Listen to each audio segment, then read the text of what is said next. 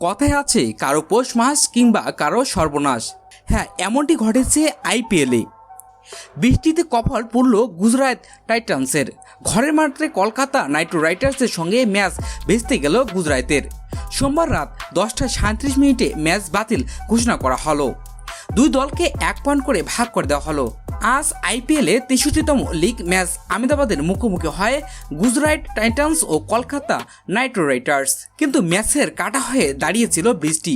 শেষমেশ হলো না খেলা। বৃষ্টির জন্য আহমেদাবাদ গুজরাট টাইটান্স বনাম কেকেআর ম্যাচ ভেস্তে গেল।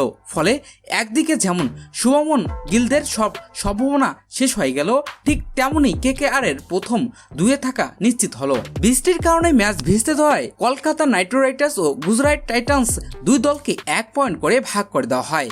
ঘরের মাঠে কোনো অভাবেই পয়েন্ট খোয়ালেন আইপিএলের 2024 থেকে বিদায় নিশ্চিত ছিল গুজরাট টাইটান্সের। মাঠে না নেমেই 1 পয়েন্ট পেয়ে বিদায় নিতে হলো গুজরাটকে। 13 ম্যাচে গুজরাট সংগ্রহ দাঁড়ায় 11 পয়েন্ট।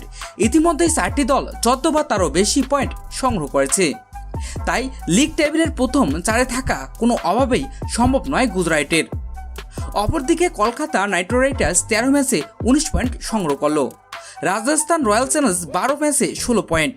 আর কোনো দলের পক্ষে নাইট রাইডার্সকে ছোঁয়া সম্ভব নয়। ফলে প্রথম কোয়ালিফাইয়ের যোগ্যতা অর্জন করে। অপরদিকে চেন্নাই সুপার কিংস 13 ম্যাচে 14 পয়েন্ট নিয়ে তৃতীয় এবং সানরাইজ হায়দ্রাবাদ 13 ম্যাচে 14 পয়েন্ট নিয়ে চতুর্থ স্থানে রয়েছে। মুম্বাই ইন্ডিয়ান্স ও পাঞ্জাব কিংস প্লে অফে দৌড় থেকে ছিটকে গিয়েছে।